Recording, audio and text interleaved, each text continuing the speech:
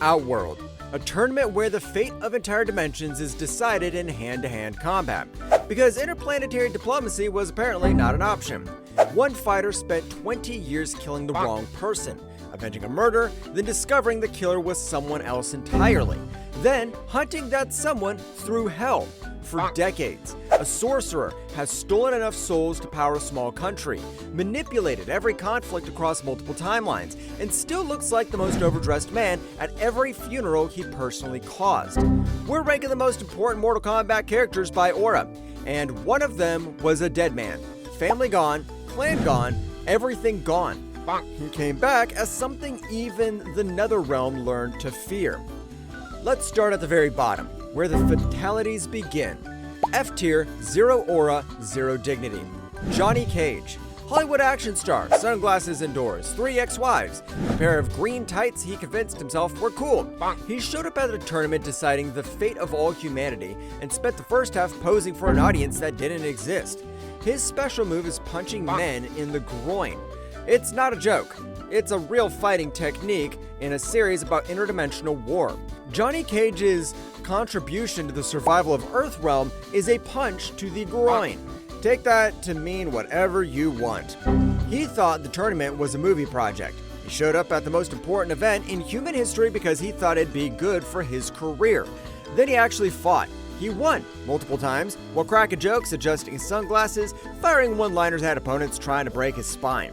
F tier. The gut punch is real, and it works. That's the most humiliating thing I've ever had to say out loud. Johnny fought through a dimension-ending tournament just to get noticed. All you have to do is press one button. No casualties, no low blows. Thanks. Johnny fought for attention, the next man fought for money, and sold to both sides. D tier, dangerous, unreliable, Kano. Black Dragon mercenary, arms dealer, a man with a laser eye he mainly uses to shoot people who annoy him. Kano has the aura of a man who's always been on the wrong side of every conflict and somehow profited from it. Outworld, then Earthrealm, then Outworld again, then himself. He once sold weapons to both sides of the same war. Not figuratively, the same war. Both sides at the same time. That's not treason, that's entrepreneurship at its worst. D tier, he has a laser eye and still chose to be the most unremarkable person in any room. Kano never picked a side. The next fighter picked the right one every time and got punished for it every time. C tier, the complicated ones. Liu Kang, Shaolin monk, champion of Earthrealm, winner of more Mortal Kombat tournaments than any fighter in history, and the most frequently murdered main character in the series.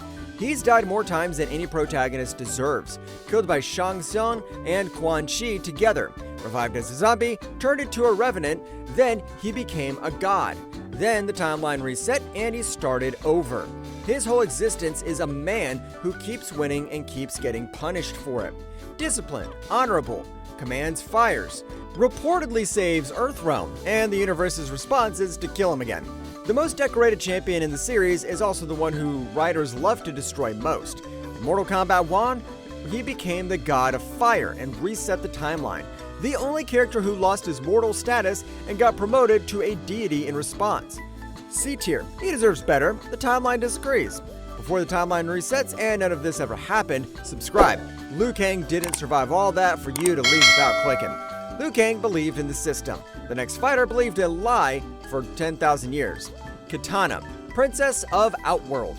10,000 years old, fights with razor-sharp fans, which sounds elegant until you realize she's decapitated more people with them than most armies manage in a war. She was raised by Shao Kahn, the man who conquered her realm, murdered her father, then told her to call him dad. She did, for thousands of years, until she didn't. That's the arc, believing a lie for 10,000 years, then spending eternity making the man who told it regret it. C tier, she belongs higher, the franchise keeps casting her in Shao Kahn's shadow. B tier, real presence, real power. Sub-Zero. Let's get clear with this one, not Bi-Han, the original. Liu Kang, the younger brother who took the name after his brother was killed, then spent his life trying to be something his brother never was. Bi-Han was an assassin, cold, ruthless, everything the Lin Kuei demanded. Kuai Liang chose differently.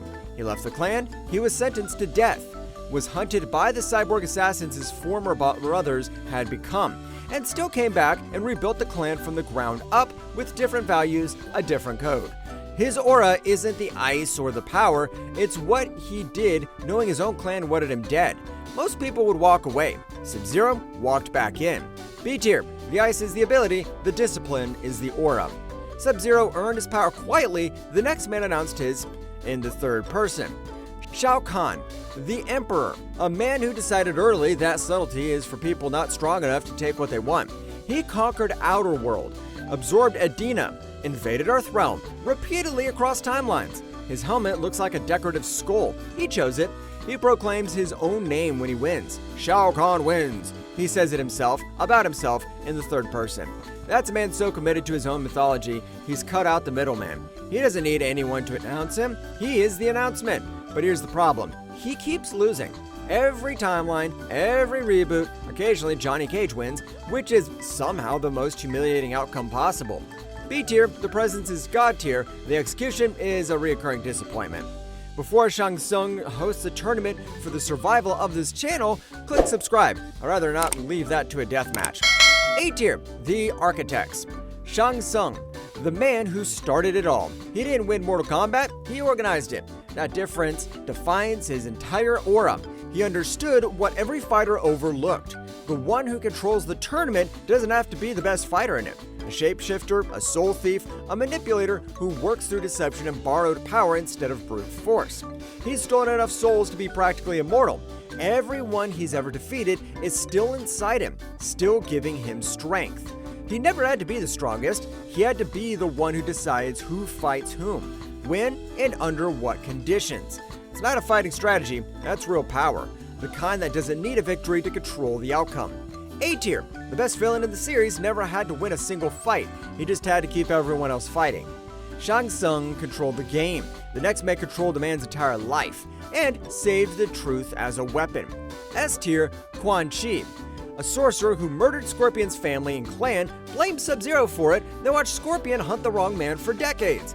And then, just as Scorpion was about to discover the truth, Quan Chi told him himself. Not out of guilt, as a power play. He calculated it served him better to reveal it than hide it. It's not evil. That's evil on a level most villains can't imagine. He didn't just lie, he orchestrated the lie and saved the truth for the most advantageous moment. When Scorpion finally got his hands on him, he beheaded him. And even in death, Quan Chi made it worse. Killing him meant the revenants he'd ensnared had never been freed.